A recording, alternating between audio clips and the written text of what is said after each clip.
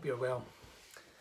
As many of you will know, I'm very passionate about mindfulness and how I believe it can play a really significant part in changing and transforming the world. But I want to start with a story, something I really enjoyed. And it's about shamanism, and there's a rite of passage in shamanism called the quest for vision, where an individual will spend a few days alone in the forest, without water, without food, without protection.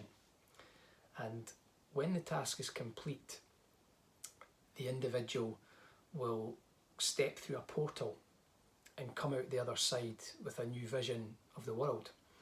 And they've done that because they've faced their fears, they've spent that time alone, they've faced their fears and their difficulties, and they've come through this door that creates a new sense of freedom. And I thought the story was really poignant and very significant in terms of current times, where with the problems that have been presented to us, there's a number of people, large numbers of people across the population who are very fearful and have been feeling a heightened sense of lack of safety and uncertainty during this time. And what I think this experience is bringing to us all is for us to step forward and address our fears.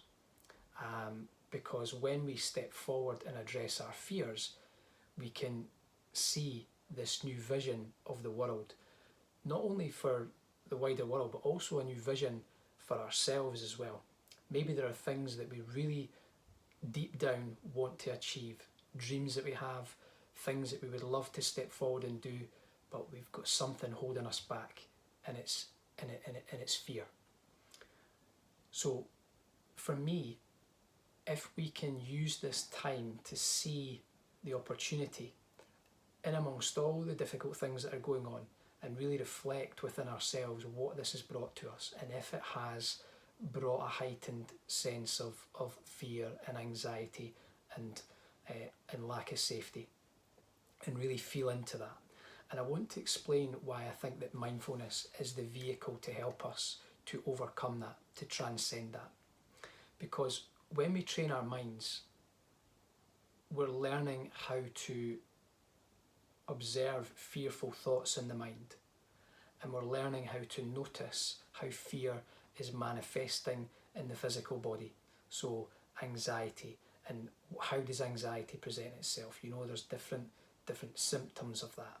You know, the shallow breathing, the tight chest, the lack of air capacity in the system, other kinds of sensations we might get, you know, this sense of panic.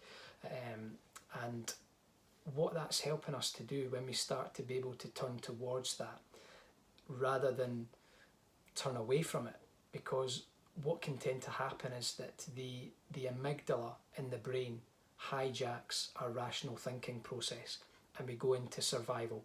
And quite often for a lot of people, it involves a real intensifying of the symptoms that they're experiencing, and then they try and look externally for help to try and resolve that.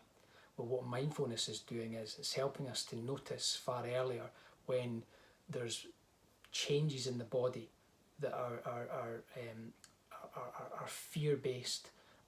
We start to notice those much more quickly. We start to notice when fear is arising in the mind. And what we do is we learn how to stay present with that. We stay present and we resource ourselves by self-regulating. So we go through the self-regulation techniques that we can apply in the moment, which starts to bring us back into a more calmer place. What we do in that moment is we activate the prefrontal cortex, which is this part of the brain that allows us to be more considered with how we respond. So we're not irrational at that moment and doing irrational things. We become rational, and we then remember the methods that we can apply to bring us back out of that state. And then once we do that, and the more experience that we get with this method, we change the brain. And when we change the brain, we change the mind. And when we change the mind, the things that we see start to change.